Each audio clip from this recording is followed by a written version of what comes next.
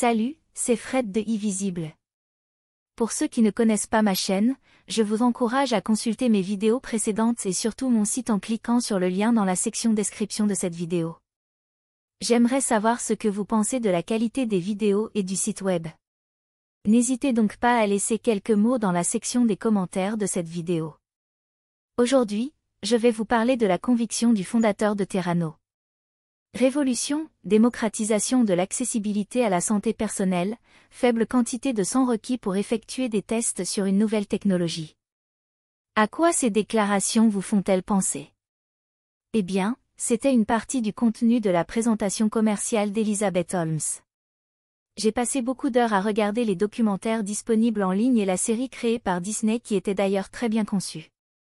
J'ai mis une liste de vidéos et d'articles que vous pouvez consulter si vous voulez en savoir plus sur cette affaire. Ces articles et vidéos sont en anglais. Pour en revenir à notre sujet, je ne vous donnerai pas de détails sur les faits car je vais devoir créer un documentaire complet sur cette histoire. Je vais donc simplement vous donner mon avis sur Elizabeth Holmes. Tout d'abord, j'aimerais que vous passiez quelques secondes à vous souvenir d'un moment où vous avez été dupé. Vous souvenez-vous de ce que vous avez ressenti?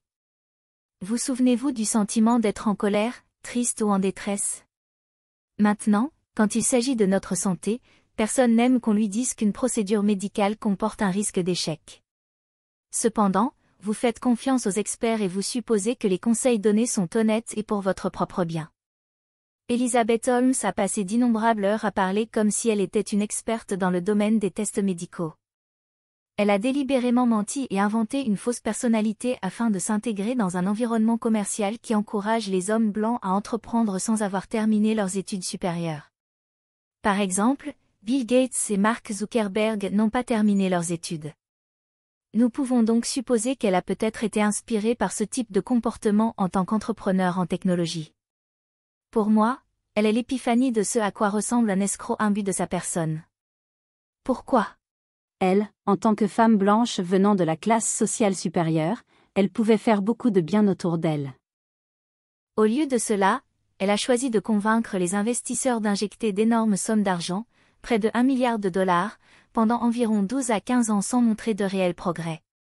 Bien que certains des investisseurs n'étaient pas les personnes les plus éthiques et les plus justes de cette planète. Elle parlait avec passion de son concept qui n'était qu'un concept. Et pour notre propre curiosité, nous devrions passer un peu de temps sur la définition de concept.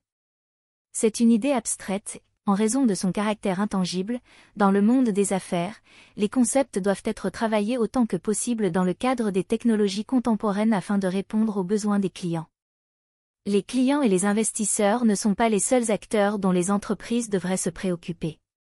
Avec l'attention accrue portée à la responsabilité sociale des entreprises, il était clair que Terrano avait besoin d'un manifeste porté sur une éthique forte et d'un engagement à concevoir une machine capable de collecter, d'analyser et de fournir des résultats de tests sanguins précis en temps opportun. Il n'était donc pas judicieux de mettre une machine inachevée sur le marché. En outre, les bases manquaient dans l'approche de Terrano en matière d'entrepreneuriat.